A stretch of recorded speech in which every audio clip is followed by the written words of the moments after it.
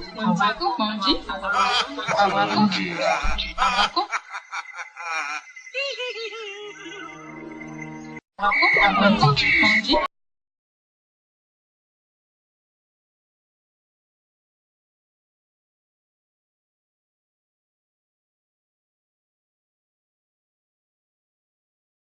Mesdames et messieurs, chers amis télé-internautes, bienvenue dans le cadre de Sixième Sens, au cœur de la spiritualité africaine, avec le docteur Amon, le génie de Pricro. Avec lui, nous parlons bien évidemment de la conception divine de l'Africain. C'est quoi Dieu selon l'Africain? Eh bien, selon les mythes africains, Dieu, après avoir créé le monde, se serait certainement retiré et donc n'intervenant qu'assez rarement dans les affaires humaines. Avec le docteur Amon, nous allons en savoir davantage. Docteur Amon, bonsoir. Bonsoir, monsieur Ibrahim Pagné.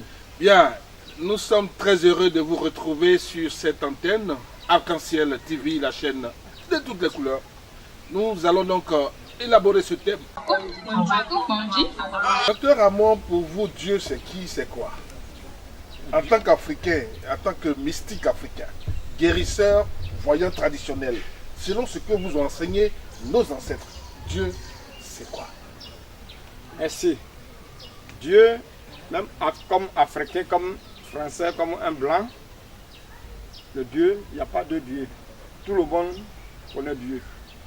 Même si tu veux faire ton médicament, tu connais Dieu, non, parce que tu ne connais pas Dieu. Dieu, c'est toi et moi, avec tous ceux qui sont dans ton entourage, c'est Dieu. Puisque Dieu ne vient pas comme ça pour dire que voilà moi Dieu.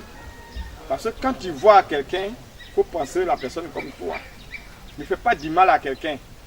Parce que quand tu ne considères pas quelqu'un, c'est toi ce que tu te considères, c'est que tu ne connais pas Dieu. Mais, dans la vie là, quand tu vois quelqu'un, même n'importe qui tu le vois, il faut le considérer comme toi-même. Vous osez dire que Dieu intervient dans vos travaux, parce que vous disiez tantôt, quand vous faites vos travaux, vos médicaments, vous priez pour que ça marche.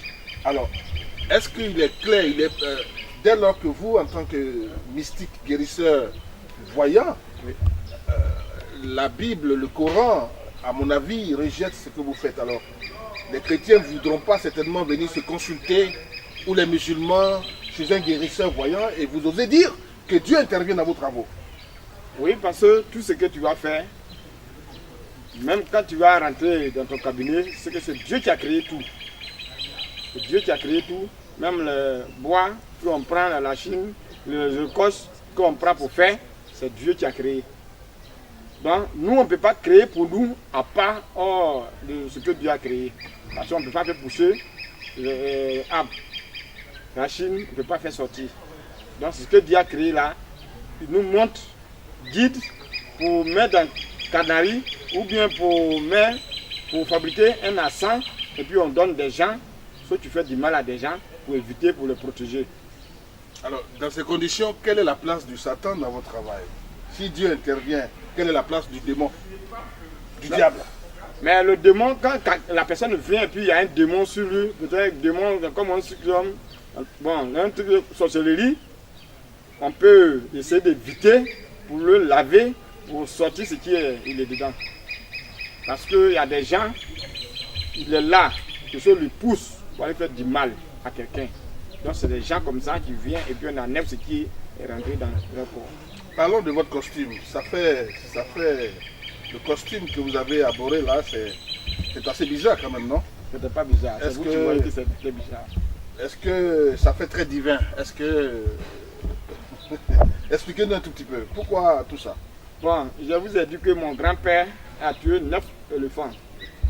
Donc, avant, il n'y en a pas des habits comme des pains avec des tissus. Donc, c'est des cosses. On frappe et puis on prend il prend pour aller à la chasse. Et même quand il s'en va dans les villages et dans l'autre coin pour aller visiter et des gens, une cérémonie, c'est des trucs comme ça il porte. Donc, c'est le truc de mon grand-père. Puisque c'est lui qui m'a donné, c'est comme c'est lui qui a son pouvoir là, et c'est dans moi. Donc c'est ce qu'il prend pour tuer les éléphants, pour faire des médicaments, des trucs, c'est ce que moi je porte. D'accord. Mesdames et messieurs, nous sommes avec le génie de Précro, le docteur Amon, un Africain, j'allais dire pur sang, guérisseur, voyant et traditionnel. Docteur Amon, Dieu intervient dans vos travaux. Alors, est-ce que déjà vous pouvez nous révéler des preuves? Est-ce qu'il y a exactement, je vais dire, illustrer des preuves pour lesquelles vous estimez que vos travaux là, ça marche grâce à Dieu? Oui, puisque si tu veux que le travail n'a qu'à marcher, il faut être honnête. C'est-à-dire, parce que ce qu'on te donne, tu sais que tu ne peux pas faire. Il ne faut pas regarder l'argent pour dire que tu vas t'engager pour faire. Donc, si tu veux que ce n'est qu'à diminuer, tout ce qu'il va te donner, il faut t'engager. Parce que après, ça se coupe. Donc, il ne faut pas aimer l'argent plus que la personne qui va venir devant toi. C'est pourquoi moi je dis des gens toujours que quelqu'un qui va t'expédier ton argent, il faut savoir que la personne est à côté de toi. Il ne faudrait pas que, puisque c'est Dieu qui lui a permis pour rentrer sur qu'on appelle dans l'ordinateur, puis tu as vu. Donc, c'est lui qui va te pousser et puis t'envoie l'argent pour que tu aies le cas délivrer le mauvais prix qu'il est dedans, ou bien côté sorcellerie, ou bien la manière qu'il est serré là-bas, côté travail, ou bien côté papier. C'est toi qui as fait que tu vas avoir. Mais si tu as envoyé de l'argent et puis toi tu n'es pas plus à faire sortir dans les problèmes, et demain ça va devenir quoi? Ça va couper. Donc il faut considérer la personne que la personne est à côté de toi. Donc c'est ça qui va te permettre, et Dieu aussi va te faire avancer. Mais quand tu aimes l'argent plus que l'homme, tu ne veux pas t'avancer. Est-ce que vous croyez à la vie après la mort? Pourquoi pas? Parce que c'est quoi, quand tu aimes quelqu'un comme toi, ce que tu sais que un jour tu vas mourir. Mais quand tu fais quelque chose, tu ne penses pas en arrière, ce que quand tu es dedans, tu oublies de la mort. Le paradis et l'enfer, ça vous évoque quelque chose? Est-ce que vous pensez à bon droit que tous ceux qui sont bons sur terre ici, quand ils meurent, ils vont au paradis et les mauvais vont à l'enfer? Est-ce que vous croyez à ça? Bon, je crois à ça, mais ça là, il ne peut pas répondre parce que comme on n'a jamais vu quelqu'un partir au paradis et revenir, donc, vous expliquez. Je crois, mais il ne peut pas te répondre. C'est cela. Parce qu'il n'arrive pas, parce que moi, je n'ai pas de mensonge. C'est-à-dire quelque chose que tu n'as pas vu, c'est comme un caméléon. Il change, mais ce que tu n'as pas vu va changer. C'est ça. Donc ça fait que, en tout cas, il ne peut pas te dire que vraiment, le paradis existe ou l'enfer existe. Je sais que ça existe, mais je ne sais pas comment ça se manifeste. C'est ça. Voilà. Bien, voilà, ce sont des questions, j'allais dire, assez cosmogoniques, des questions que tout le monde s'y pose depuis l'aube des temps. Le paradis, l'enfer, le bien et le mal, eh bien, c'est l'éternelle question de la dualité. Avec le docteur Amon, le génie de Précro, il est important de voir un tout petit peu clair dans le travail de l'Africain en termes de salut des âmes. Alors, donc, vous sauvez des gens. Oui. Pour tout dire, vous sauvez des gens. Oui. Et vous réussissez à sauver des gens. Tout à fait. Est-ce qu'il arrive des moments où vous échouez? Oui, parce que même les docteurs même qui font des opérations, même souvent ils échouent.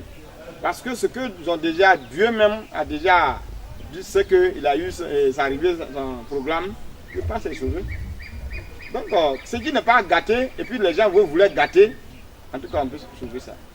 Est-ce qu'il vous arrive dans vos consultations de voir par exemple quelqu'un qui va est malade, complètement malade, de savoir qu'il va, ça ne va pas marcher parce qu'en fin de compte il est déjà mort? Il y en a beaucoup, parce que moi il refuse beaucoup.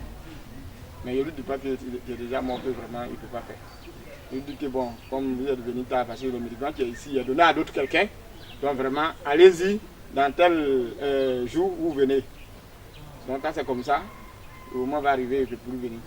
Donc c'est comme ça on le libère quelqu'un. Autrement dit, si vous commencez à traiter quelqu'un, c'est qu'il y a de l'espoir. Voilà. Parce que quand il sait que moi, docteur Amon, le génie de Précro, quand il sait qu'il ne peut pas faire, il dit carrément que quel que soit ton argent que tu vas me donner, il dit il ne fait pas. Ouais, parce qu'il n'aime pas la honte. Il n'aime pas la honte. Parce qu'il veut te dire que la honte là, c'est pas bon. Si tu mets, c'est mieux par rapport à la honte. Quels sont les cas que vous refusez par exemple de traiter? Non, parce que quand il vient et puis moi je consulte pour voir que c'est vraiment il ne peut pas, il refuse. Quand je vois aussi que son cas aussi il ne peut pas faire, c'est pas forcément que c'est une maladie. Quand il voit que ça ne peut pas faire, puis c'est un truc de sorcellerie on a déjà eu, il ne peut pas faire, il refuse. Là si tu as déposé l'argent, il dit bon prends l'argent partout. Je ne lui dis pas que vraiment tu as déjà eu. Il y a une manière de parler. Il y a une manière de parler. C'est pourquoi moi je dis, il faut connaître ta place. Parce que ce que tu vas faire, il ne faut pas t'engager. Pas parce que tu peux connaître tout. Un homme qui est là, si tu donnes de la dignité, il ne faut pas dire ce que tu peux pas faire. Donc c'est comme ça. Dans la vie, il faut aimer des gens comme toi. La manière que tu souffres pour avoir de l'argent, il faut savoir que les gens là aussi, ils souffrent comme ça pour avoir de l'argent. Donc quand tu vas faire des travail, prends l'argent, prends le travail là au sérieux, tu sais que c'est un travail que tu es en train de faire. Prends ça au sérieux. Tu sais que c'est pour toi-même. On dit manger que tu veux manger aussi, quand on met au feu, et puis tu es assis à côté, il faut pousser le fagot. Si tu veux manger aussi, que tu es assis à côté du feu, pousse le fagot. Ça veut dire quoi? Ça veut dire que le travail de quelqu'un, quand tu fais bien, ce que tu vas avoir derrière, c'est Dieu seul qui sait ce que tu peux avoir. Nous sommes pratiquement au terme de cet entretien, Dr Amon. Est-ce que vous avez un mot, un appel à lancer à tous ceux qui nous suivent, dans tout le monde entier? Tous ceux qui me suivent et puis voient, moi je suis Dr Amon Eugénie de Pricot. Je viens de Pricot, je suis en 100%. Donc tous ceux qui me voient, en tout cas, ils peuvent m'appeler n'importe quelle heure. Moi, ce que je ne peux pas faire, je dis toujours que je ne peux pas faire, il n'aime pas la honte. Pour dire que on se courager sur la route et puis abaisser ma tête, que Dieu me pardonne. Donc, mon contact est 07 78 93 90 et 03 04 49 03 et 05 87 57 59. Donc, voilà mon contact qui est là. Et si vous ne m'avez pas appelé, c'est ce que je vous dis toujours. Le moment où vous allez savoir que le vipère vient et nos frères viennent de manger.